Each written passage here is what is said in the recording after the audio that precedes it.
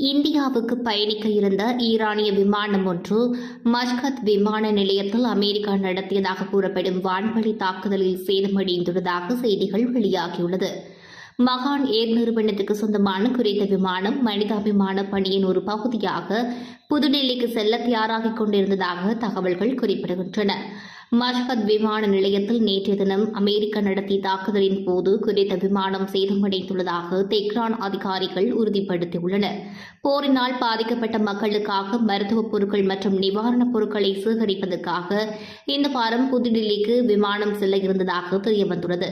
இருப்பினும் கூறப்படும் இந்த தாக்குதல் குறித்து அமெரிக்காவிடம் இருந்து உடனடியாக எந்த உறுதிப்படுத்தல்களும் வரவில்லை.